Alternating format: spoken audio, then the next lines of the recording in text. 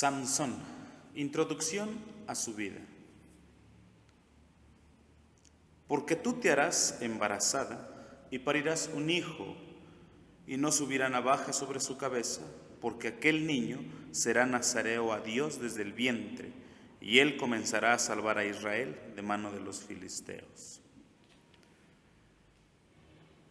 Cuando Jefté murió, en el capítulo 12 del libro de los Jueces, los 7 versículos restantes nos hablan de 3 jueces, 3 personas que juzgaron al pueblo de Israel. Todo lo que de ellos pudiéramos saber, se encuentra solamente en los últimos 7 versículos del capítulo 12. La información es prácticamente nula, salvo algunos detalles o un detalle de cada uno de ellos. Se nos habla de 3 jueces que juzgaron a Israel después de la muerte del primero, de Jefté, que mencionamos. Se dice que después de la muerte de este, juzgó a Israel Ibzán, que tuvo 30 hijos, 30 hijas, los cuales casó fuera, y tomó de fuera 30 hijas para sus hijos, y juzgó a Israel 7 años. Murió Ibzán, fue sepultado en Betlem. Después de él juzgó a Israel Elón, el cual juzgó a Israel 10 años. Murió Elón Zabulonita y fue sepultado en Ajalón, en la tierra de Zabulón. Después de él juzgó a Israel Abdón, hijo de Hilel Piratonita. Este tuvo 40 hijos, 30 nietos que cabalgaban sobre 70 asnos, y juzgó a Israel 8 años. Bueno, en total se hace una cifra de 25 años. 7, 10 y 8 años fueron los que gobernaron respectivamente estos 3 jueces de Israel. La información, les digo, es muy escueta en realidad. Y como hemos dicho antes, podríamos obtener algo de ello. Pero ahora nos iremos inmediatamente, después de esta breve narración de estos 3 hombres, pasaremos a la narración que inmediatamente nos da la Escritura hacia un episodio más de la rebelión del pueblo de Israel, que pecando ellos contra Dios, Dios les entregó como castigo en mano de los filisteos. Esta nación, los filisteos, que durante muchos años fueron, como dijimos una vez, como una piedra en el zapato del pueblo de Israel. Dios los entregó a ellos, a esta nación, a este residuo que habían quedado de los pueblos cananeos. Estos hombres, esta nación, estas 5 ciudades específicamente, estuvieron un gran tiempo a lo largo de la historia de Israel, a partir de Sansón hasta David. Fue David quien los subyugó, fue David quien los destruyó, o casi los destruyó, porque siguieron todavía existiendo, pero parecían más bien ciudades tributarias. Porque en el reino de Saúl, la nación filistea causó grandes estragos en la vida del pueblo. En más de una ocasión los vencieron en batalla. Cuando Saúl murió junto a 3 de sus hijos, mataron a más de 30,000 israelitas. En fin, la nación filistea fue amargura para el pueblo de Israel. Ellos tuvieron que experimentar con amargura la consecuencia de no haber obedecido al Señor cuando les dijo que destruyeran a todas las naciones. Pero no sus padres, sino los hijos, 2, 3 generaciones o más después, recibieron esta consecuencia muy grave, y Dios a la vez lo usó como castigo para ellos porque se rebelaron contra el Señor. Eran tan osados estos filisteos que en una ocasión, en los tiempos de Samuel, que también a veces se le considera como un juez. Samuel en sus tiempos, cuando estaba joven aún, los filisteos tuvieron la osadía de tomar el arca de la alianza. En su ignorancia no sabían que iban a sufrir por semejante actitud, pero la hicieron. En esa situación, en esa ocasión, ellos mostraron mayor confianza en sus dioses falsos que el pueblo de Israel en el Dios vivo y verdadero. El pueblo de Israel pensó que con el arca de la alianza en el campo de batalla iban a estar seguros. Los filisteos, confiando más en sus dioses y consigo mismos o en sí mismos, les dieron una senda derrota a los ejércitos del pueblo de Israel. Es así como se nos presenta esta narración a partir del capítulo 13, donde dice que los hijos de Israel tornaron a hacer lo malo en los ojos de Jehová, y Jehová los entregó en manos de los filisteos, en manos de estas herederos de las viejas naciones que aún quedaban ahí. Fue grande su sufrimiento porque los afligieron durante 40 años.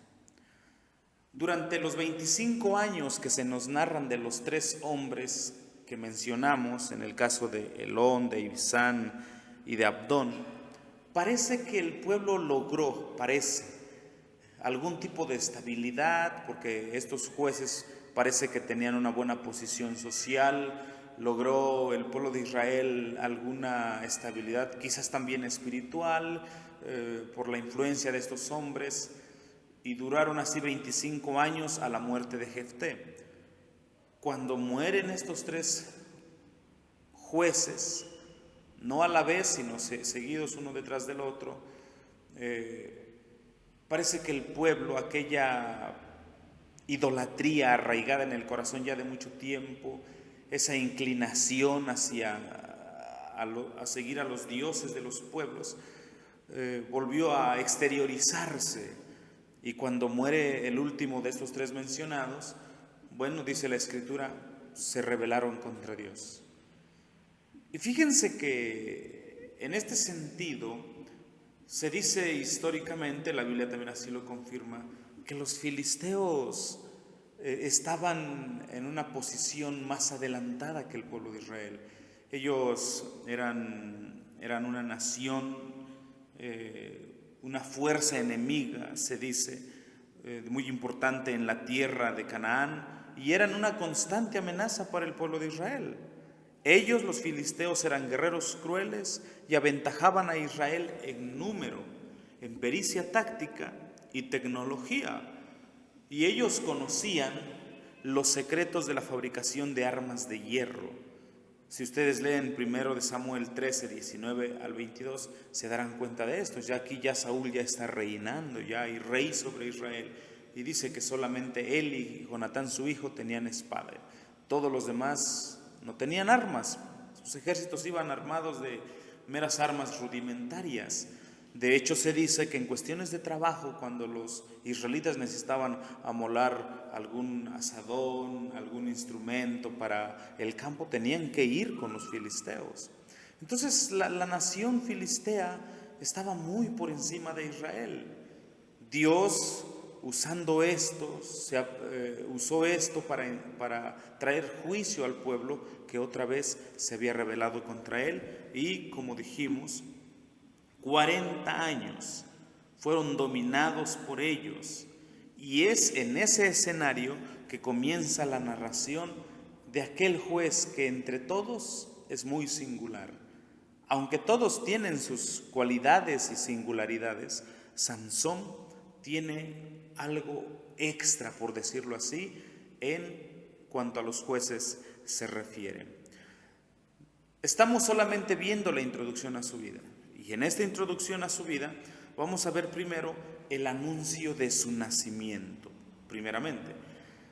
Dice la palabra del Señor, después de que se nos da la información de que el pueblo se había rebelado contra el Señor y que los había entregado, se nos habla de un hombre en una ciudad de la tribu de Dan, o de la heredad que le tocó a la tribu de Dan, de la ciudad de Sora. Su nombre era Manoa. El nombre de su mujer no se nos dice, pero se nos da un detalle muy importante de su esposa, la cual se dice que era estéril. Una pareja, un matrimonio que quizás ya estaban avanzados de edad, si no muy avanzados, pero sí ya avanzados de edad. Y ellos hasta este punto no habían conocido todavía o no habían experimentado el poder ser padres, no habían experimentado la dicha de poder engendrar a un hijo en el cual se gozara su corazón. Quizás a estas alturas ya se habían resignado, quizás ya habían perdido toda esperanza de que pudieran ser padres, quizás durante muchos años estuvieron pidiéndole a Dios que les enviara un hijo, o quizás todavía lo hacían, esperando quizás alguna respuesta, aunque quizás entendiendo ya el contexto de toda la historia de Israel en el tiempo de los jueces, pareciera que la actitud más fácil que se pudiera descubrir en ellos es que ya habían perdido la esperanza de tener hijos. Y seguían su vida, seguían viviendo en sus labores cotidianas, pero el Señor manifiesta su misericordia en este momento, porque ya mientras el pueblo ya está sufriendo los efectos de la angustia, de la aflicción por parte de la nación de los filisteos, se nos dice que este hombre, Manoa, y su mujer, que era estéril, a ellos, aunque primeramente a ella, se le apareció el ángel de Jehová. Como quiera que sea, de si habían ya perdido la esperanza o todavía conservaban alguna de ser padres, como quiera que haya sido, ellos fueron visitados, dice la palabra de Dios. Fueron visitados por el ángel de Jehová con el mensaje de que ellos serían padres. Y serían padres de no un hijo cualquiera, sino que serían padres, o Manoa engendraría a un hijo que Dios usaría, que Dios apartaría para el bien de su pueblo en contra de sus enemigos. Vean cómo hace el Señor las cosas. A menudo, por lo menos en la Biblia, cuando se habla de mujeres estériles, de mujeres que no podían tener hijos, Dios a menudo se aprovecha de esa situación, o Dios usa esa situación para traer gloria a su nombre, manifestar su poder cuando el hombre ya lo ha perdido todo en cuanto a esperanza en ese sentido. Dios usa de ello, trae gloria a su nombre y manifiesta su bondad, su misericordia en favor de su pueblo o de los que le temen. Porque en la Biblia, desde tiempos muy antiguos a vemos cómo Dios actúa en esta manera. Vemos en el padre de la fe, de quien procede la nación judía, Abraham, cuya mujer era estéril, y que fueron padres siendo él de 100 años y ella de 90 años aproximadamente. Y fue un hijo del cual la línea se sigue. Es decir, siempre tuvieron alguna influencia estos hombres que nacieron de mujeres que por muchos años fueron estériles. Dios así lo hace. Sara era estéril, de ella nació Isaac. Isaac tomó por mujer a la hermosa Rebeca, y Rebeca también era estéril, y de ella nació Jacob. Ya sabemos la vida de Jacob, o por lo menos en parte, la influencia que tuvo él, su vida misma, aquellas cosas que hizo. Jacob va a tierra de su madre y toma por mujer a su amada Raquel y a Lea. Y bueno, y a las dos criadas de sus mujeres. Y vemos que de ellas tres, la estéril era a quien él amaba en verdad, a Raquel. Y cuando Dios le concedió a un hijo, ¿qué hijo le concedió? José, aquel joven que es conocido, pienso, por todos, si no por todos, por lo menos la mayoría en las iglesias. Vean, esa es la historia que se sigue.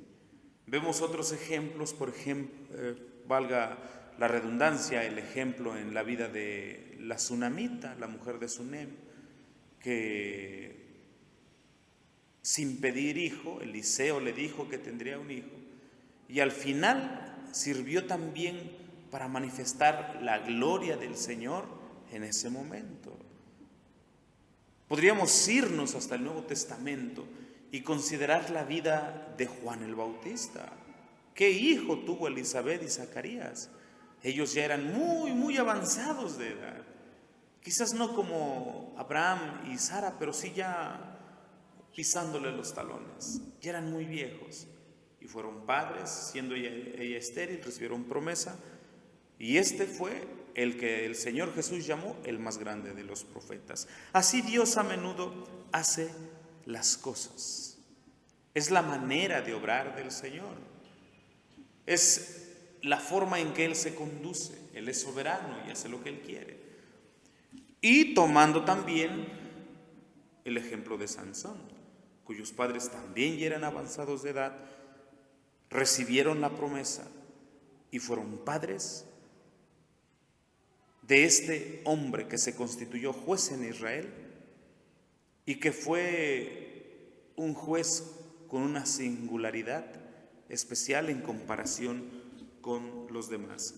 En todos estos casos, el poder de Dios se expresa en favor de los suyos y se cumple aquel salmo que dice que Él hace habitar en casa a la mujer estéril y la hace ser gozosa, ser madre de hijos. Aleluya, Salmo 113.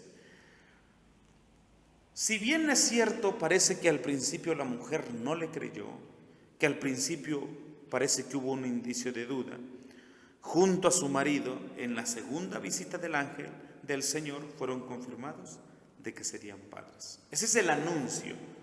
Ustedes van a ser padres. Ustedes van a criar un hijo. Luego, eso se nos narra en el versículo 2 hasta prácticamente el versículo 19, porque hay una serie de cosas que suceden. Manoa que quiere ver por sí mismo, que el ángel le hablara también a él sobre este asunto que la mujer le había comentado. Pero después del anuncio que se les da de que serían padres, vemos cómo sería este hijo suyo, que llevaría el nombre de Sansón. Se anuncia que sería un niño especial, porque el ángel dijo, sería nazareo de Dios.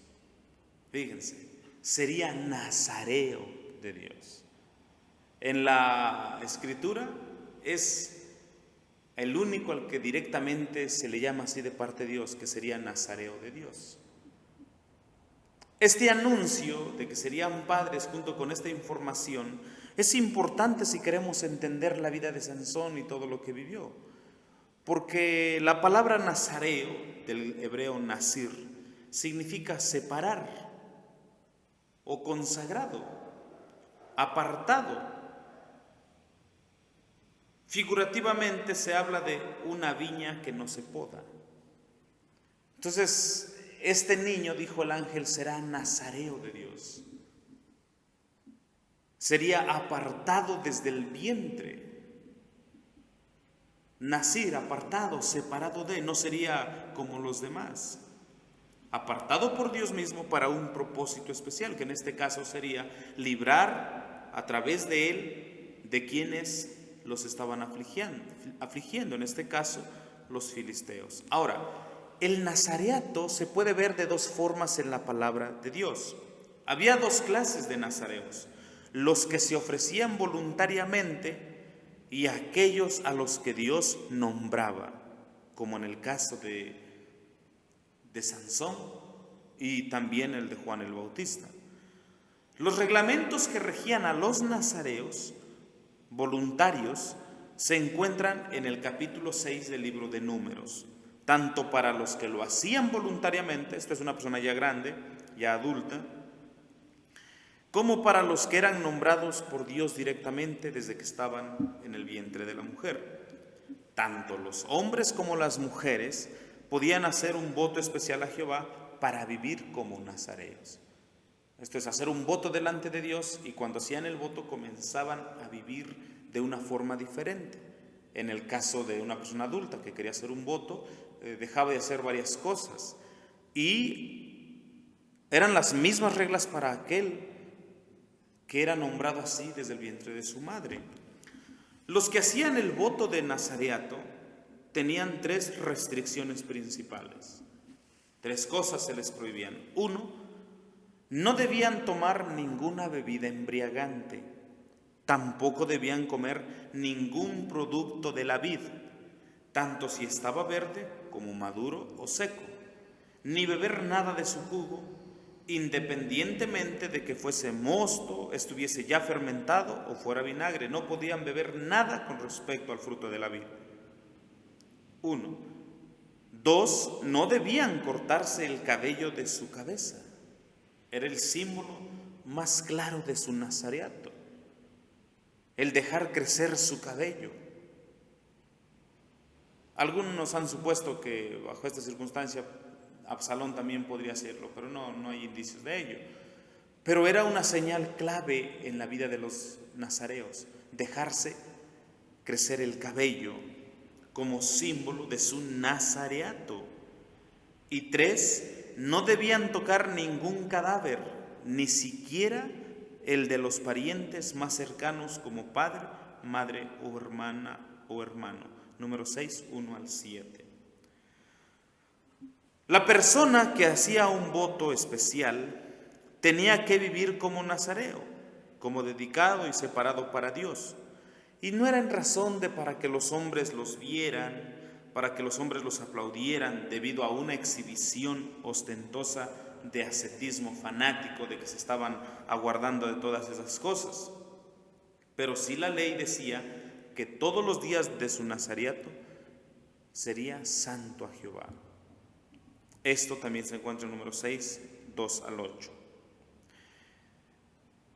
Este niño fue separado por Dios mismo. Su responsabilidad sería muy grande. Hay que entender todo esto para ver después lo que fue la vida de Sansón.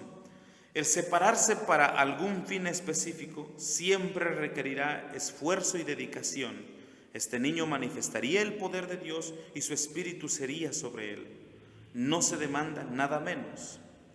Ya en una manera más evangélica, no es diferente en la gracia, pues viviendo el Espíritu en nosotros, se nos manda también apartarnos de toda clase de pecado. En el caso de Sansón, por la obra que Dios lo estaba llamando a hacer, era preciso que los padres entendieran esta situación y la responsabilidad que ellos tenían con ese niño. Porque cuando Manoa desea que el ángel venga otra vez, que Dios envía al ángel para hablarles, cuando viene, él pregunta, ¿qué se ha de hacer con el niño? Y ya entonces el ángel vuelve a repetir. Esto nos lleva entonces a la tercera cosa en esta introducción. Vemos la seriedad de la noticia. Si bien se podría constituir gozo y alegría para Manoa y su mujer, también deberían ver la seriedad con la que Dios está tratando este momento. Porque no solo en el versículo 4 y 5, el ángel le dice a la mujer a solas lo que debería de hacer, sino que cuando Manoa viene, en el versículo 12, dice así: entonces Manoa dijo, cúmplase pues tu palabra, ¿qué orden se tendrá con el niño y qué he de hacer? Y el ángel de Jehová respondió a Manoa, la mujer se guardará de todas las cosas que yo le dije. No comerá cosa que proceda de vid que da vino, no beberá vino ni sidra, y no comerá cosa inmunda. Ha de guardar todo lo que le mandé. Ha de guardar todo lo que le mandé. No eran meras palabras. Ellos deberían ver el asunto que se estaba legando sobre ellos. Y ellos iban a ser responsables, en este caso, de enseñar a Sansón la responsabilidad que tenía delante de Dios y para lo cual Dios lo había llamado. Eso era algo necesario, enfatizarle a Manoa y a su mujer este asunto.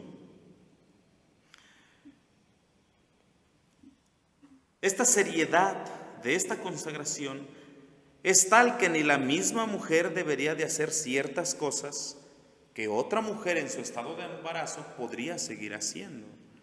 Sí, vean, el nazariato, estas reglas eran exclusivamente para el nazareo, el que se apartaba.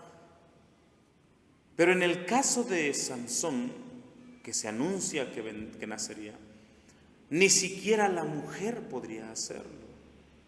Ni siquiera una vez que estuviese embarazada debería de manchar la vida del niño, por decirlo así, que estaba en su vientre, a través de el jugo de la vid o del vino.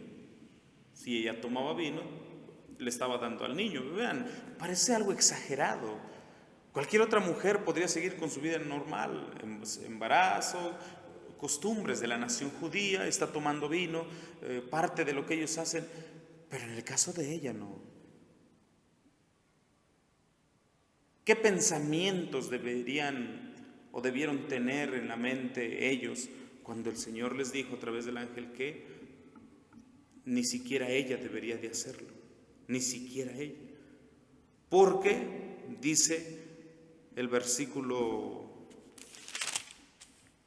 5, porque tú te harás embarazada y parirás un hijo y no subirá navaja sobre su cabeza, porque aquel niño será nazareo a Dios desde el vientre. Nazareo a Dios desde el vientre. Vean la forma en que el Señor nos enseña esta verdad acerca de la importancia que el Señor le da a las cosas. Es interesante este asunto porque cuando David dice que fui concebido en pecado en el vientre de mi madre, no está diciendo en ninguna manera en el caso de Sansón que iban a ser santo o que iban a ser sin pecado, sino que en aquellas cosas que implicaban los que eran apartados para un servicio especial, ni siquiera desde el vientre debería de ser contaminado, ni siquiera. Y la mujer tuvo que atender a esta medida, a este mandamiento que Dios le estaba dando. Era preciso permear su mente con estas cosas. Si la mujer se guardó o no, no nos dice la Biblia. Podríamos entender que sí, pero el mandamiento ahí estaba. Esto podría servir al niño como ejemplo de aquel llamado que Dios le estaba haciendo. Esto no puede ser, hermanos, sino la condescendencia de Dios hacia su pueblo. La bondad que se manifiesta cotidianamente hacia los que Él ama, hacia su pueblo, en este caso Israel y ahora también a nosotros. Una vez que el ángel viene y les da la noticia de ello ya a la mujer y a Manoa, hay alguna serie de cosas, una conversación. Manoa quiere saber su nombre, Manoa quiere ofrecer un sacrificio, el ángel de Jehová acepta, y ellos se dan cuenta de las maravillosas misericordias de Dios, porque cuando ofrece el sacrificio, el ángel desaparece de una forma milagrosa a los ojos delante de él. Él pensó que iban a morir, pero después, con el paso de los días, reciben confirmación de que no sería así. Y entonces los días pasaron y la mujer resultó embarazada y parió un hijo y llamóle por nombre Sansón. Y el niño creció y Jehová lo bendijo. He aquí entonces la introducción de la vida de este hombre, cuyo padre Manoa y su madre, que muchos años fue estéril. He aquí la situación de la manifestación de la bondad y el amor de Dios. que otra vez el pueblo vuelve a las andadas del pecado y otra vez Dios en su misericordia les ofrece un Salvador, que en este caso fue apartado desde el vientre de su madre. Otra vez nuestro Dios manifiesta su gracia. Otra vez el Señor nos enseña que Él es lento para la ira y grande en misericordia y verdad, que sus misericordias son de generación en generación. Y sí, cuando ella se resultó embarazada, parió un hijo, el niño comenzó a crecer, Jehová lo bendijo, y el Espíritu de Jehová comenzó a manifestarse en él, en los campamentos de Dan, entre Sora y Estaol. Con el paso de los días, el niño iba creciendo, no le cortaron el pelo le iba creciendo, y no debemos de pensar que la fuerza de Sansón radicaba en el cabello, era solamente el símbolo de su consagración. Algunos también han dibujado a Sansón como un hombre fornido, alto, musculoso. No necesariamente, porque no radicaba en ello su poder o su fuerza, sino cuando el Espíritu de Dios lo tomaba bajo la consagración que él tenía o debería de tener. Esta es entonces la introducción de la vida de Sansón, hijo de una pareja, de un matrimonio que pasó muchos años sin hijos, pero que Dios en su misericordia y bondad quiso usarlos para traerles un Salvador a su pueblo en días en que estaban siendo afligidos por los filisteos. Continuaremos con Sansón, la primera parte, dentro de 15 días. Que Dios les bendiga grandemente. Amén.